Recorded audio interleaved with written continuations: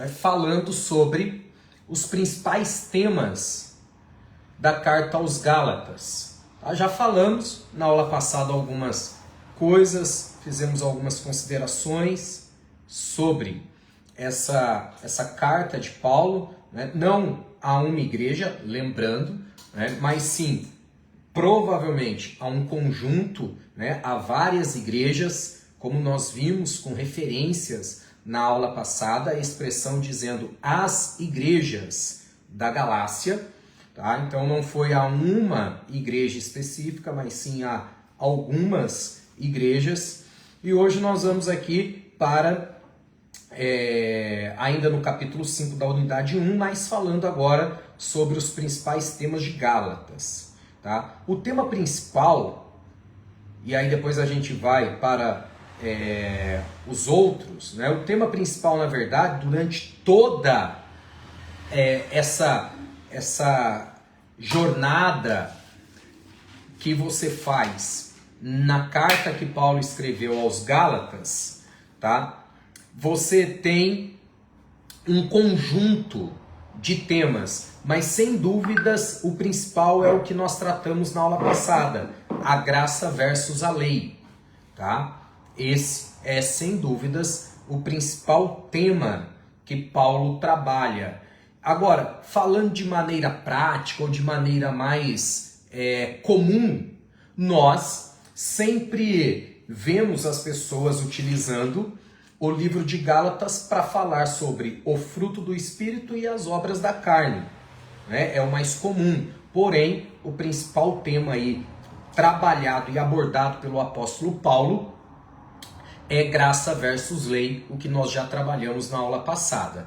Tá bom? Então, você que está aqui no Facebook e não assistiu a aula, eu recomendo muito que você assista a aula da semana passada, a aula de número 4.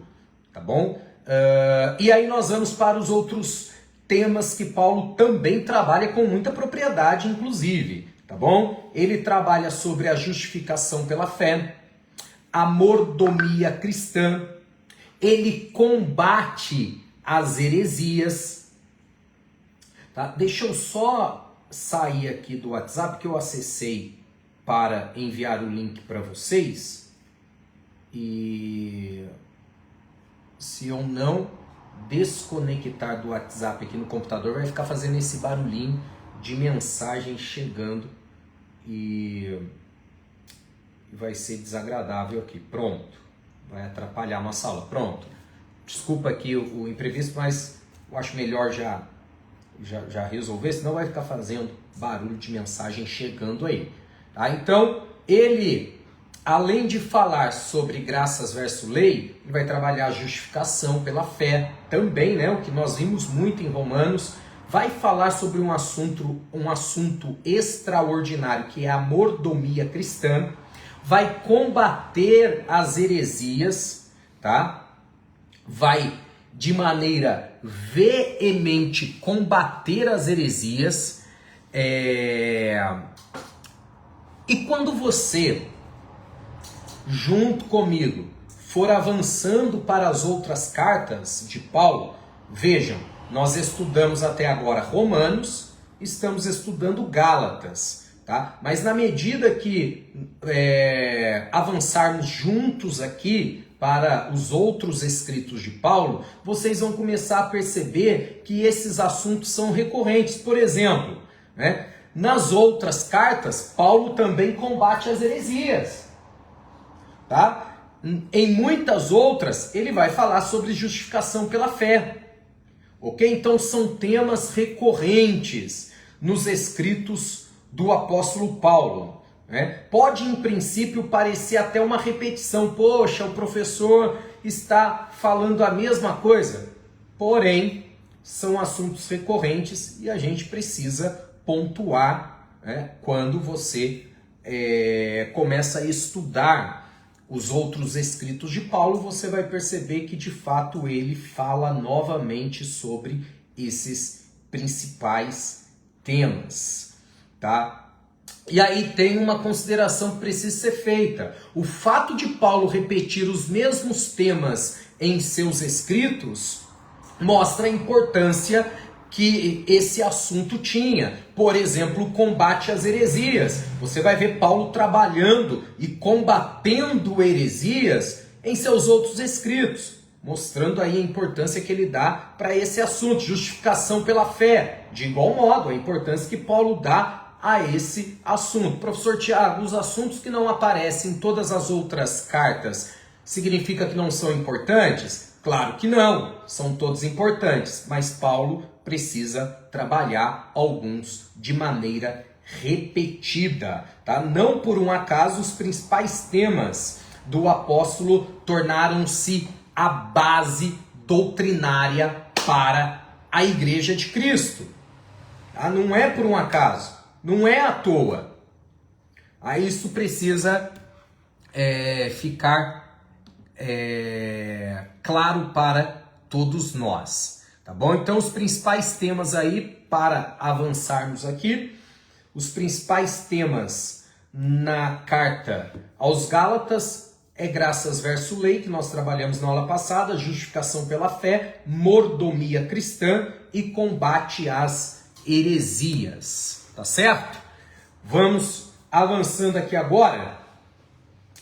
E nós vamos para o final do livro, tá? Para o final aí do escrito de Paulo à Igreja da Galácia, ou às Igrejas da Galácia, e aparece então o que nós costumeiramente ouvimos as pessoas falarem, que são as obras da carne e o fruto do Espírito, tá? As obras da carne, gente, Paulo, ele praticamente desenha, né?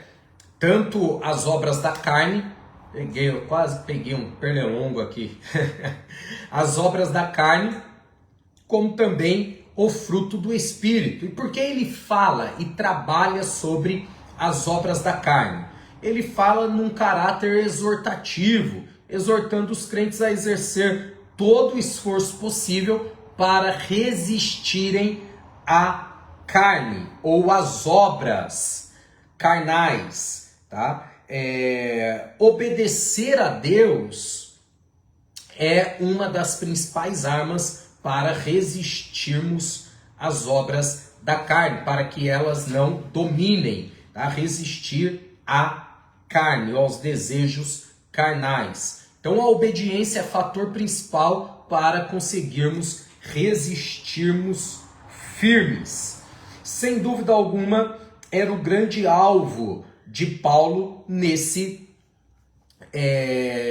final da carta que ele escreve aos Gálatas, tá? Colocando esse desafio aí diante dos crentes para não se deixarem levar pelas obras da carne. Então vejam que as obras da carne são inúmeras, mas o fruto é um.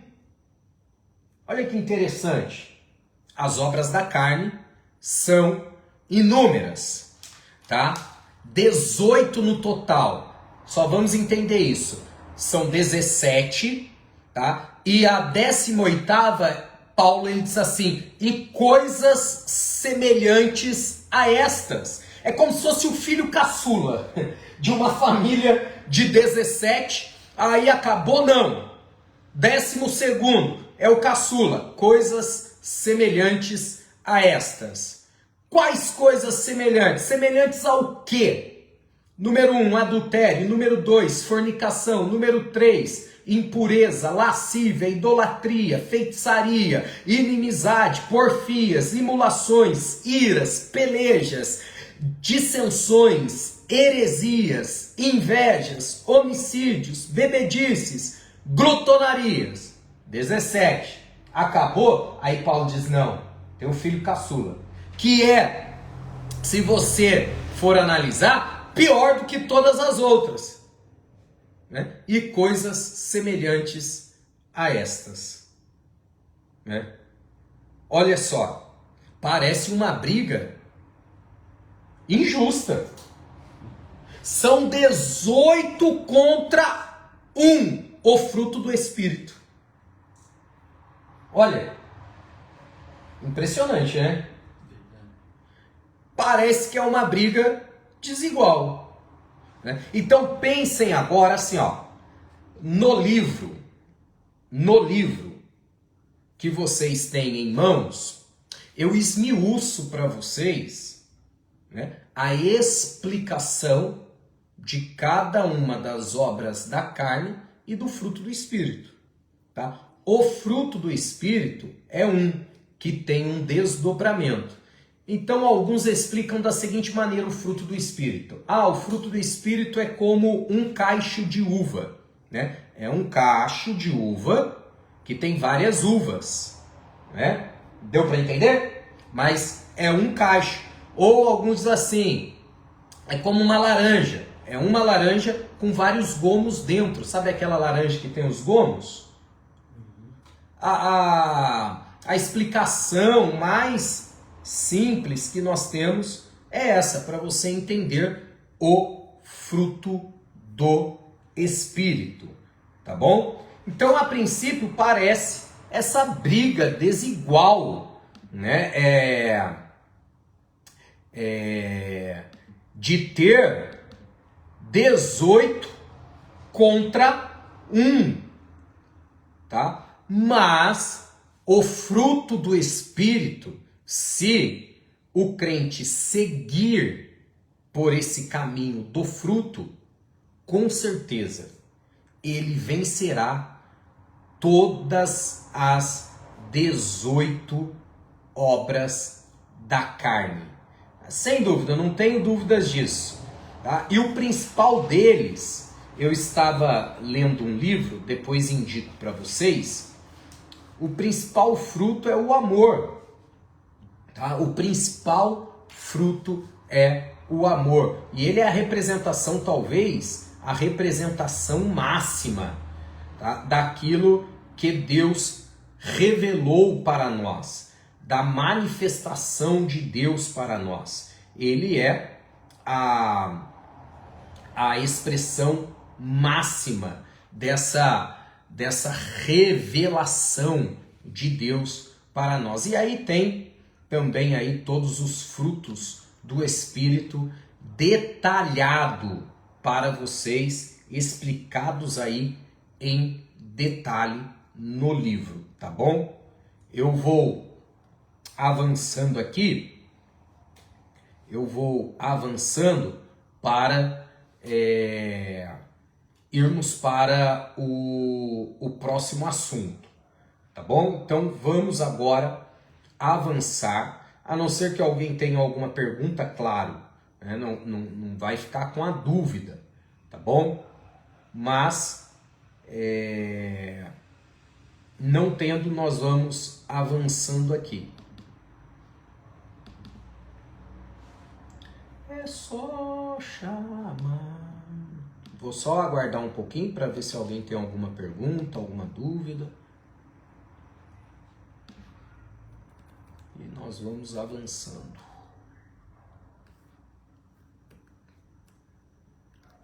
Unidade 2.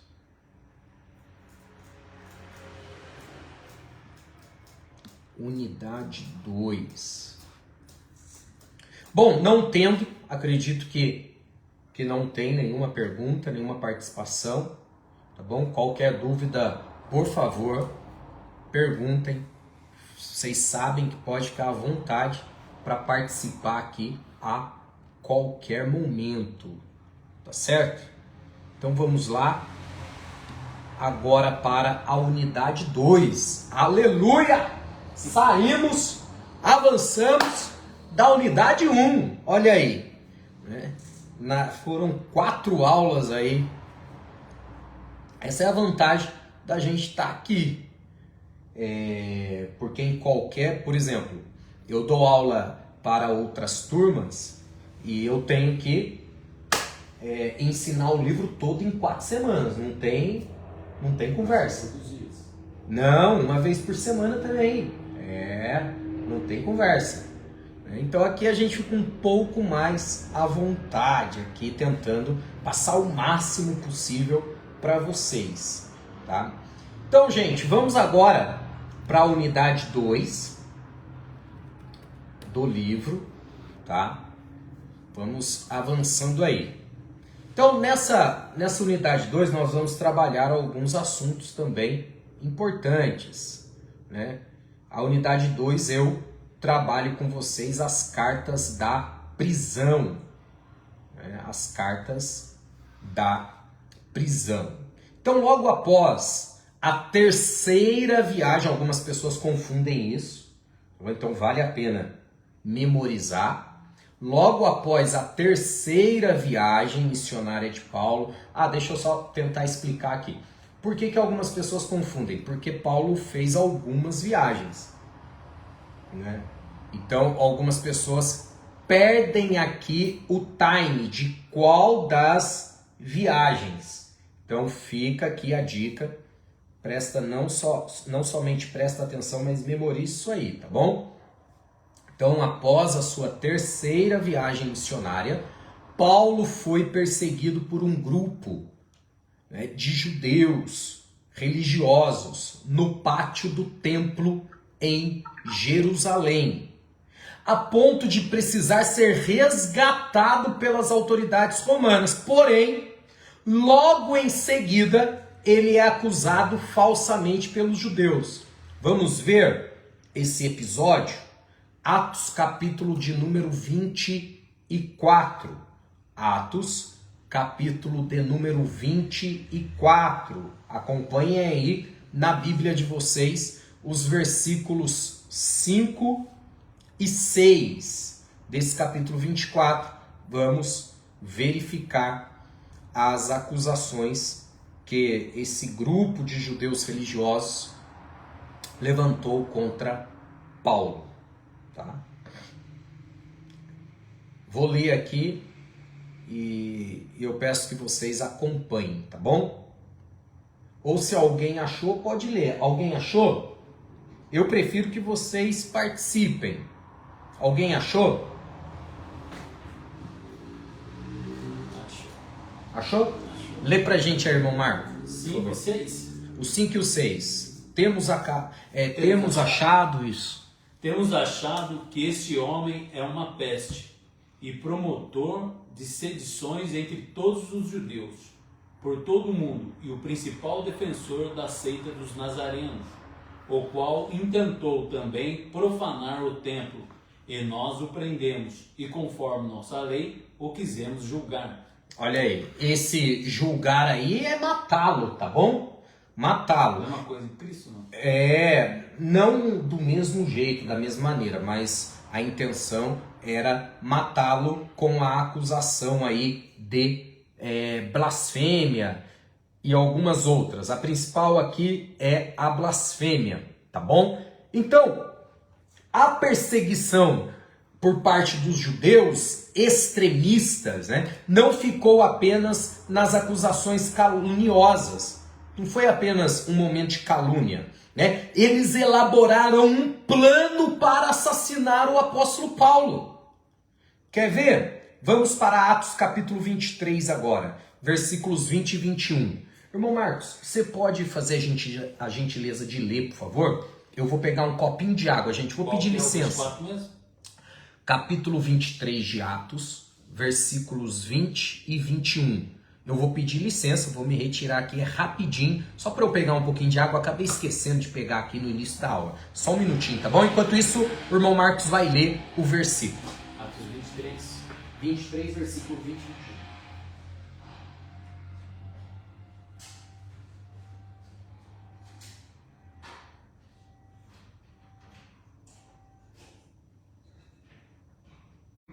Acabou geral. Aí, aqui no Facebook, tá? Porque eu estou com 4G, né?